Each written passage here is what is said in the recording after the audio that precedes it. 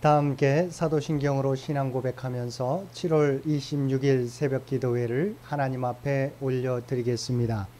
전능하사 천지를 만드신 하나님 아버지를 내가 믿사오며 그 외아들 우리 주 예수 그리스도를 믿사오니 이는 성령으로 잉태하사 동정녀 마리아에게 나시고 본디오 빌라도에게 고난을 받으사 십자가에 못 박혀 죽으시고 장사한 지 사흘 만에 죽은 자 가운데서 다시 살아나시며 하늘에 오르사 전능하신 하나님 우편에 앉아 계시다가 저리로서 산자와 죽은 자를 심판하러 오시리라. 성령을 믿사오며 거룩한 공회와 성도가 서로 교통하는 것과 죄를 사하여 주시는 것과 몸이 다시 사는 것과 영원히 사는 것을 믿사옵나이다. 아멘. 우리 다 함께 찬송 540장 함께 찬송 부르시겠습니다. 찬송 540장입니다.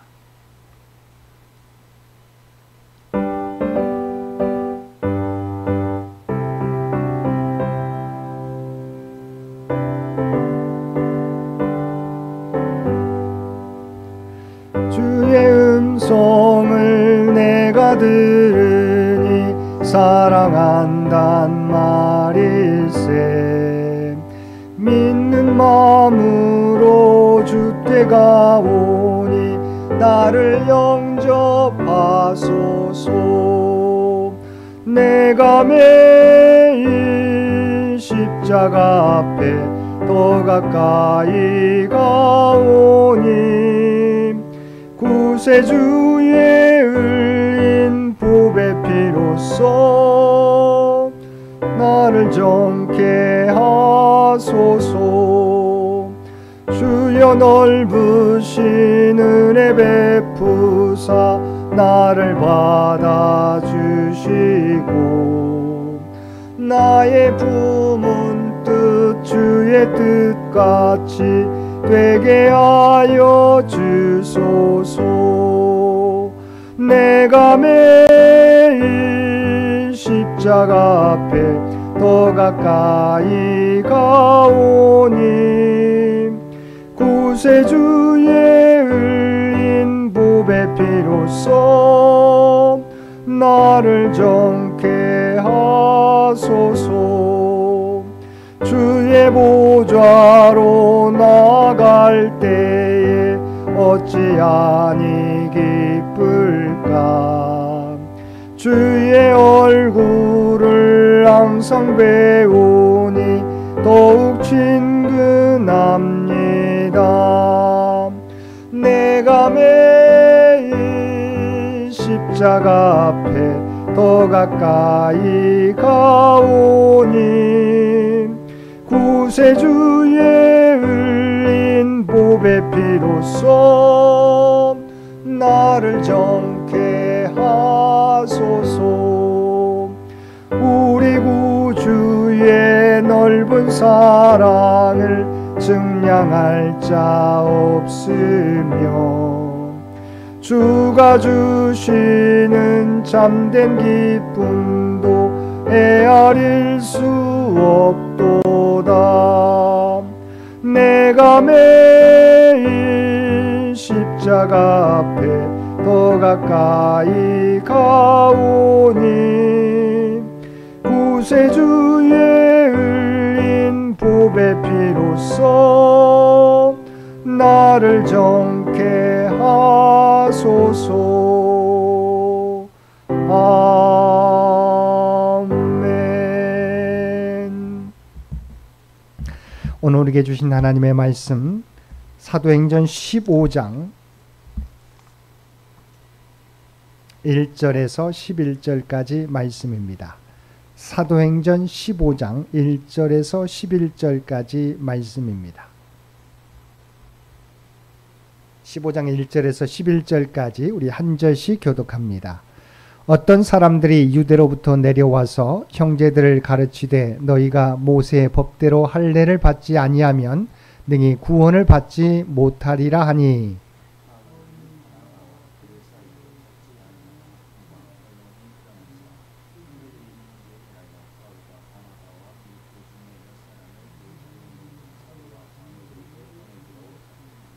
그들이 교회의 전송을 받고 베니게와 사마리아로 다니며 이방인들이 주께 돌아온 일을 말하여 형제들을 다 크게 기쁘게 하더라.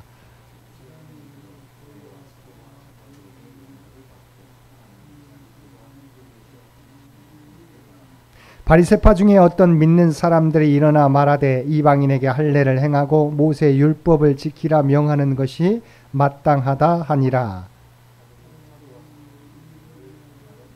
많은 변론이 있은 후에 베드로가 일어나 말하되 형제들아 너희도 알거니와 하나님이 이방인들로 내 입에서 복음의 말씀을 들어 믿게 하시려고 오래전부터 너희 가운데서 나를 택하시고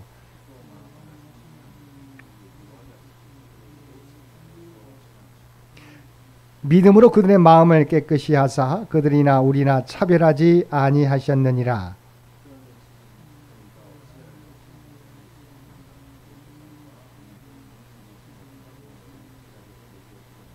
함께 읽겠습니다. 그러나 우리는 그들이 우리와 동일하게 주 예수의 은혜로 구원받는 줄을 믿노라 하니라. 아멘. 오늘도 새벽을 깨우고 말씀과 기도로 수요일 하루를 시작하는 우리 모든 성도들 가운데 하나님의 놀라운 은혜가 언제나 함께하여 주시기를 주님의 이름으로 간절히 축원드립니다. 오늘 본문은 기독교 역사에 있어서 매우 중요한 의의를 갖는 예루살렘 공회의 내용을 다루고 있습니다. 예루살렘 공회는 바나바와 바울의 제1차 전도 여행 후에 있었던 일입니다. 바울과 바나바가 제1차 전도 여행을 마치고 안디옥으로 돌아와 있을 때 유대주의적 전통을 가진 유대인 출신 신자들이 유대로부터 안디옥 교회로 찾아와 이방인도 모세 율법 따라 율법대로 할례를 받아야 구원 얻는다고 주장하여 바울과 바나바 일행과 분쟁이 발생하게 되었습니다. 그런데 이러한 유대인 출신 신자들의 문제 제기는 단순히 이방인의 할례 문제를 넘어서 근본적으로는 이방인도 복음을 통하여 구원을 얻을 수 있는가를 결정하는 중요한 문제였습니다. 물론 이 문제는 이미 빌립 지사의 사마리아 전도와 고넬료의 회심 사건 때 예루살렘 교회에서 논란이 있었던 문제로서 베드로의 변론으로 일시 해결되었던 일이었습니다. 그런데 이 문제가 바울과 바나바에 의해서 이방 선교가 본격적으로 진행되어 가는 과정 가운데서 다시금 문제로 제기된 것입니다. 본문 1절 말씀입니다. 어떤 사람들이 유대로부터 내려와서 형제들을 가르치되 너희가 모세의 법대로 할례를 받지 아니하면 능히 구원을 받지 못하리라. 유대로부터 온 사람들로 인하여 안디옥 교회는 구원의 방법과 관련하여 신학적 논쟁에 휘말리게 된 것입니다. 바울과 바나바는 유대로부터 온 사람들이 할례를 받아야 구원을 얻을 수 있다고 주장하자 그들과 적지 않게 다투고 변론하였던 것입니다. 그러나 이방인 신자들의 할례 문제에 대한 결론이 나지 않자 안디옥 교회는 바울과 바나바와 몇 사람을 사도와 장로들이 있는 예루살렘 교회로 보내기로 결정하였습니다. 예루살렘으로 가는 도중에 먼저 베니게와 사마리아의 성도들은 바울과 바나바로부터 이방인들이 회개하고 주께 돌아왔다는 선교 보고를 듣고 크게 기뻐하였습니다. 예루살렘에 이르렀어도 바울과 바나바는 하나님이 자기들과 함께 계셔서 행하신 모든 일을 말하였는데 바리새인 중에는 이방인에게 할례를 행하고 율법을 지키게 하는 것이 마땅하다고 여전히 주장하였습니다. 6절을 보면 사도와 장로들이 이 일을 의논하기 위하여 모였다고 증거하고 있습니다. 이것은 바로 역사적인 예루살렘 공회가 개최됐다는 것입니다. 7절은 문제를 해결하는 데 있어서 지향해야 될 방향성을 잘 보여주는 구절입니다. 베드로는 예루살렘 초대교회 최고 지도자였지만 이번에 제기된 문제에 대하여 성급하게 자기의 견해를 말하지 않았습니다. 또 무조건 자기의 견해에 따라오라고 하지도 않았습니다. 그는 공회 안에서 많은 변론이 있은 후에야 비로소 자리에서 일어났습니다. 이때까지 많은 시간이 흘렀습니다. 많은 사람들이 자기의 의견을 말했습니다. 베드로는 그들의 주장에 대해 무자르듯 자르지 않았습니다. 자기들의 의견을 충분히 다 개진할 때까지 참았습니다. 많은 변론이 있은 후에 베드로가 일어나 말합니다. 형제들아, 너희도 알거니와 하나님이 이방인들로 내 입에서 복음의 말씀을 들어 믿게 하시려고 오래전부터 너희 가운데서 나를 택하시고. 이런 베드로의 고백은 우리에게 매우 중요한 사실 두 가지를 증거해 주고 있습니다. 하나는 하나님께서는 이방인들에게도 복음의 말씀을 들을 기회를 열어주셨다는 것입니다. 그리고 성령의 임재도 이방 사람들에게도 임하여 그들로 하여금 증거케 하신다는 것입니다. 두 번째는 믿음은 들음에서 나며라는 말씀처럼 믿음은 복음의 말씀을 듣는 데서 생겨난다는 사실입니다. 9절에 보면 베드로는 믿음으로 그들의 마음을 깨끗이 하사 그들이나 우리나 차별하지 아니하셨느니라고 하였습니다. 이는 이방인인 고넬료가의 구원 사건을 말하는 것으로 하나님께서는 이방인이나 유대인이나 믿는 자는 누구든지 차별하지 않으신다는 것입니다. 즉 누구든지 예수를 믿게만 하면 구원을 얻게 된다는 것입니다. 예수 그리스도를 믿음으로 얻게 되는 구원에는 차별이 없습니다. 외적 조건이 구원하는데 장애를 가져다 주지 않습니다. 예수님을 믿으면 유대인이나 이방인이나 부자나 가난한 자나 신분이 높은 자나 낮은 자나 다 구원해 주십니다. 의롭다고 인정해 주십니다. 사도 바울 또한 로마서 3장 22절에서 분명하게 예수 그리스도를 믿음으로 말미암아 모든 믿는 자에게 미치는 하나님의 은이 차별이 없느니라고 하였습니다. 로마서 10장 12절과 13절 말씀입니다. 유대인이나 헬라인이나 차별이 없습니다. 한 분이신 주께서 모든 사람의 주가 되사 그를 부르는 모든 사람에게 부요하시도다. 누구든지 주의 이름을 부르는 자는 구원을 받으리라. 하나님의 구원에는 유대인이나 이방인이나 차별이 없다는 것입니다. 그러면서 베드로가 예루살렘 교회 내 율법주의자 또는 할례주의자들을 책망합니다. 10절 말씀입니다. 그런데 지금 너희가 어찌하여 하나님을 시험하여 우리 조상과 우리도 능히 매지 못하던 멍에를 제자들의 목에 두려느냐. 여기서 멍에는 직접적으로는 할례이며 보다 넓게는 유대인들의 삶을 제한했던 율법을 가리킵니다. 사실 율법은 유대인들에게 있어서도 지기 어려운 멍에였습니다. 유대인들은 율법을 지키기 위해 엄청나게 노력했습니다. 그러나 그들은 모두 율법을 온전히 지킬 수가 없었습니다. 율법은 선한 것이지만 타락한 인간이 지키기에는 너무나 벅찬 멍에였던 것입니다. 이런 멍에를 예루살렘 교회 율법주의자들이 이방 교회 성도들에게도 지도록 요구한 것입니다. 율법주의자들은 자기들도 매지 못하는 멍에를 이방 교회 성도들에게 요구한 것입니다. 이 얼마나 이율배반적인 행동입니까?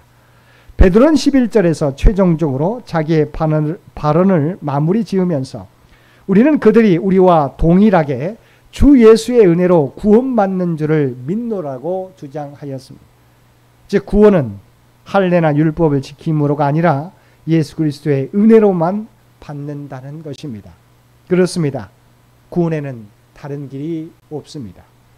누구는 혈통으로 구원받고 누구는 행위나 공로로 구원받으며 누구는 율법을 행함으로 구원받는 것이 아닙니다.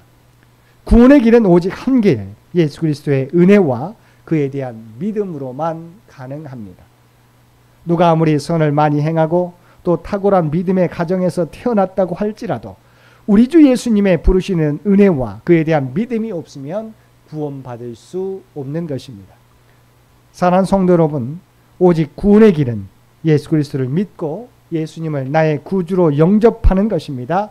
그리고 그 말씀 따라 살아가는 것입니다. 어떤 상황 속에서도 주님을 의지하고 주님을 우리 인생의 주인으로 모시며 살아가시기를 바랍니다. 아울러 헛된 구원의 길에서 방황하는 사람들에게 바른 구원의 길을 제시하며 그들을 구원의 길로 인도하며 살아가는 저와 여러분 모두가 되시기를 주님의 이름으로 간절히 축원드립니다. 함께 기도드리겠습니다. 사랑과 은혜가 충만하신 아버지 하나님, 구원의 길은 오직 예수 그리스도를 믿음으로 얻는 은혜의 길뿐인 줄 믿습니다. 주님의 십자가 은혜를 믿음으로 구원받은 저희들, 오직 주님만 자랑하며 살아가게 하여 주옵소서. 그리고 아직도 이 길을 알지 못하여서 헛된 길을 걸어가고 있는 많은 영혼들에게 주님의 은혜를 전파함으로 그들을 주 앞으로 인도하는 우리 모두가 되게 하여 주옵소서. 오늘도 이 나라 이 민족 가운데 함께해 주시기를 원합니다. 장마로 더 이상 피해가 가지 않도록 주께서 눈동자와 같이 이 민족을 지키시고 보호하여 주옵소서. 100주년을 준비하며 달려가는 창현재단과 창현의 가족들을 일일이 기억하여 주시고 한마음 한뜻으로 기도하며 나아가게 될 때에 하나님이 계획하신 일들을 이루고도 나무 믿게 하여 주옵소서. 다음 선교 100년을 준비하는 데 부족함이 없는 우리 모두가 되게 하여 주옵소서. 오늘도 우리에게 복된 하루를 허락해 주신 것 진심으로 감사드립니다.